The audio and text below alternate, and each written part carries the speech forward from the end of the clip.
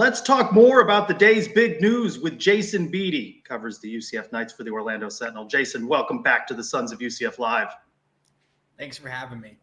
All right, so much we could talk about. We could talk about that quarterback situation, could talk about that AAC preseason media poll, but let's begin with this big boom out of Osceola County at 6 o'clock. The Knights landing John Walker with a commitment. Yeah, he's the highest ranked recruit in UCF history. He's, just a really talented. He's a massive human being in general. I've talked to him a couple times. He's a really good kid. Kenny Martin, the defensive tackles coach, put a lot of work in to land Walker. Ohio State, Miami, Florida, Michigan, all of those schools were legitimately in the race. I mean, you hear sometimes UCF will land a kid that had an offer from a certain school or whatever, and then fans will say it's not a committable offer.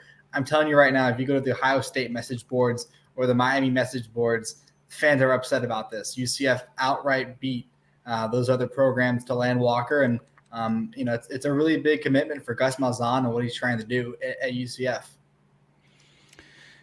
Is he done yet, Jason? I mean, there's rumors of a lot of other kids. I guess what do you think this signals bigger picture for the program? Obviously, highest rated recruit in UCF history, hometown heroes, the thing Gus has been talking about. You saw John Walker mention that. Do you think this is the start maybe of I don't want to say recruiting boon, but is this a start maybe of Gus kind of closing that state of Orlando off?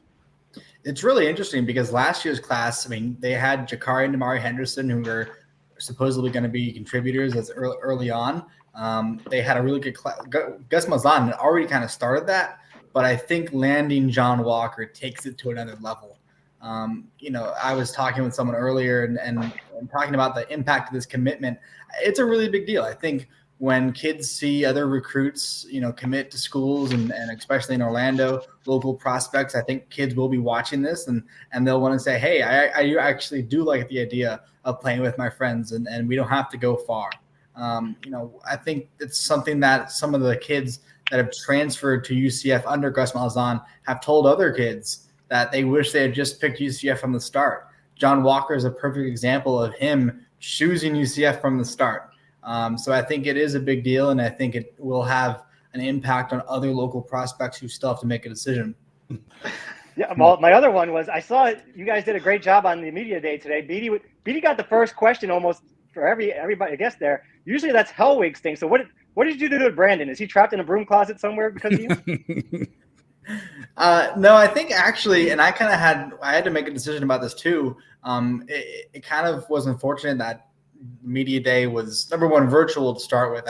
I just thought that was a really big missed opportunity for the conference. But the fact that it happened to fall on the same day is such a big announcement for UCF recruiting. It wasn't just John Walker announcing his commitment, but Jakeem Jackson just committed to Florida and Derek LeBlanc committed to Oklahoma. So we had three local recruits. I know Brandon Hellwig, doesn't care about kids who pick Oklahoma or another program outside of UCF, but as the Orlando Sentinel, we had to cover local recruiting, obviously. So I made the decision to handle media day. We had Chris Hayes at John Walker's and the other guys' announcement. I know Brandon went to the announcement, which is obviously great. But it was an hour drive down there, and there's a lot of traffic, obviously. So with the timing of media day, that's where Brandon was for sure.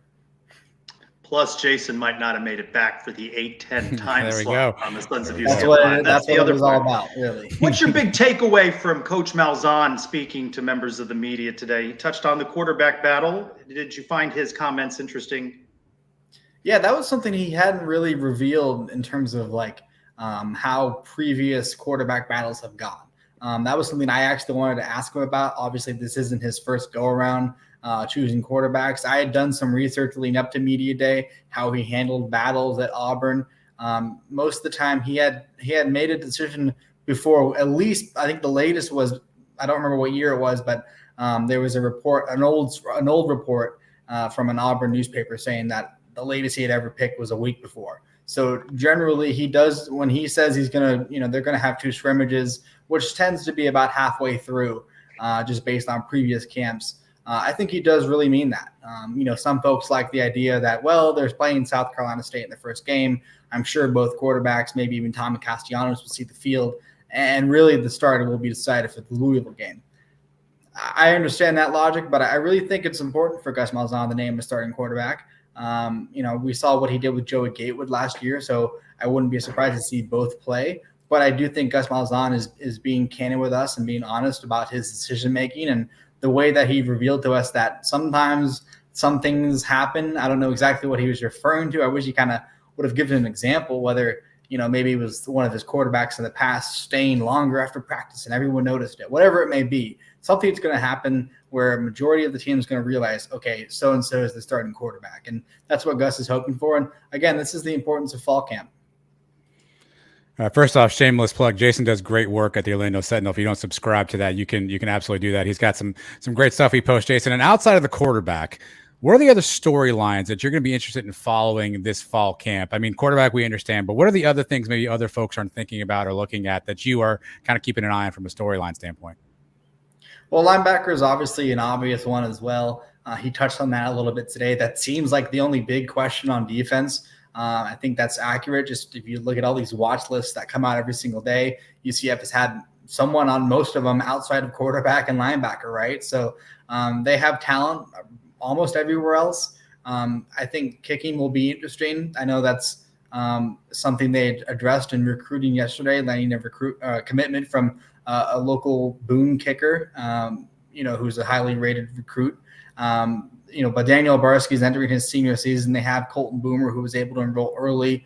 It sounds really lame to say that, but in terms of the kicker is an important one. But it is important because you look at how UCF has struggled the past couple of years. It's decided games flat out. So, obviously quarterback's the main one, linebackers there as well. But I think watching the kicking battle and seeing if Colton Boomer can give Daniel Barski a run for his money is something I'm going to be keeping my eye on. The schedule works out pretty good for us. We don't leave the state of Florida until October 22nd. We have 7 games at home this year. We play the 4 teams that we lost to last year at home this year. What game concerns you the most on the schedule? I mean, I think, until you beat Cincinnati, in terms of conference schedule, Cincinnati is the number 1 game, in my opinion, just because the fact that you haven't beaten them in a few years. We all saw what they did last year. I heard you guys talking about who's going to be the Cincinnati quarterback. That's going to be interesting for sure. I do tend to agree that when you lose so many NFL draft picks like that, like they had 8 or 9 guys drafted, that's hard to do. I know they had a couple transfers and they've been recruiting at a high level as well.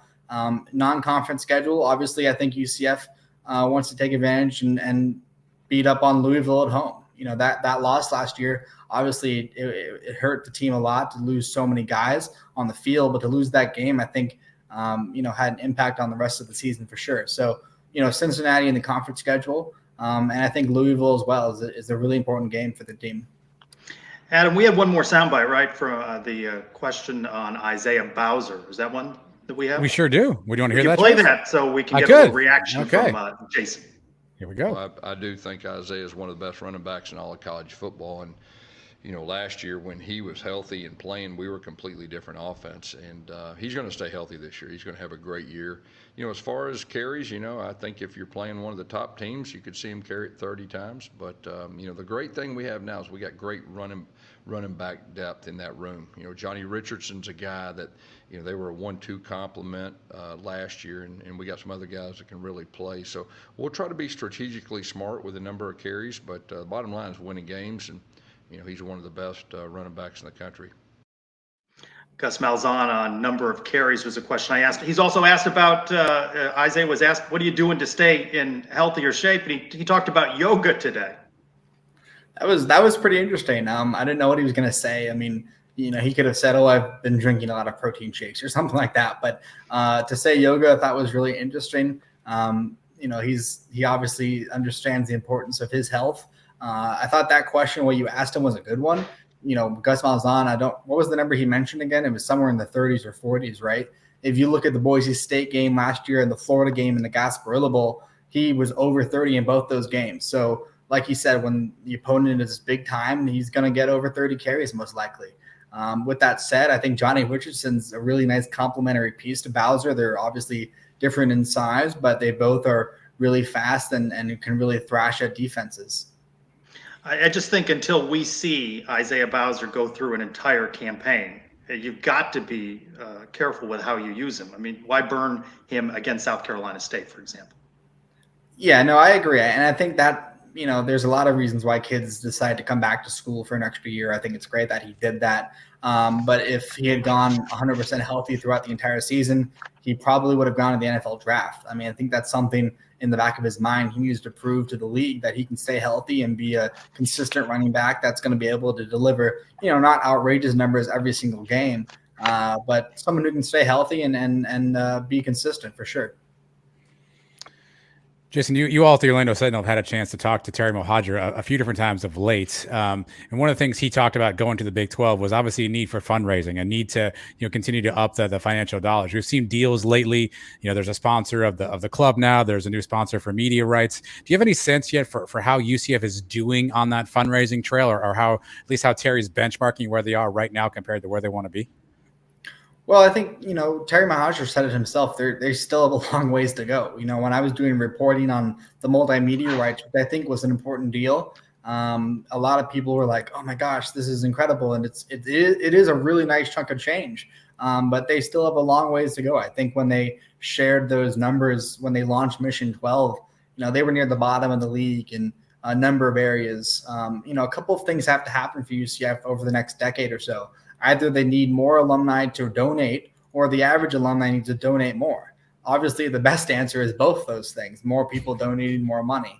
They still have a ways to go in that area, but I think Terry Mohajir is doing some things. You look at these different deals, and if he can put a dollar sign on it, if that includes the fourth floor, the club level, putting a sign on the door for a company, he's going to be able to do that. So. And that's a strategy that he's made clear in every project he's going to, create capital projects. You're talking about what they want to do with the football stadium and the surrounding area. They're going to try to make money on every single thing they make. So, they're on the right direction, but they still have a long ways to go for sure.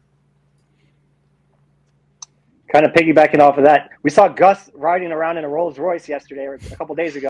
Let's say tomorrow you hit the Mega Millions, you win $1 billion. What are you going to do for UCF? What would be the first thing you improve? I mean, as an independent journalist, obviously I'm a proud UCF alum. It would be, great one day, far in the future when I'm not covering the team anymore to, support UCF, obviously. I remember a friend of mine's mother has made a joke about, all these schools asking for donations. And she said, well, I already committed $60,000 over 4 years, referring to the tuition, obviously.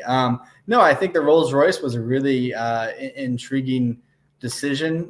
I've seen Lamborghinis and Ferraris and some of these other larger schools bringing these cars in. It's flashy. It's exciting. I'd love to know the backstory on how they got that. I'd heard about it the night before. To pick the Rolls Royce is really nice, and it's a cool thing that you can do. You've touched on quarterback and linebacker. Let me ask you about special teams. How open do you think the kicking job is? I don't think it's as open as people think. I mean, when you add a kicker like Colton Boomer, and they went after a couple transfers last year, Riker Casey and Green Bologna. I'm not going to say his last name right, but they have another transfer. Sounded good.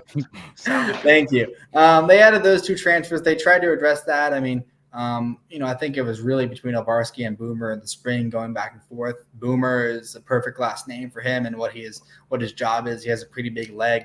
But at the end of the day, it's about pressure, and Obarski's obviously had some challenges with that, most notably the Memphis game a couple of years ago. We all saw what happened on the sidelines there. But at the same time, even with the kicker they added to the recruiting class this week, who won't be on campus for another year, you still have to make your kicks under the bright lights.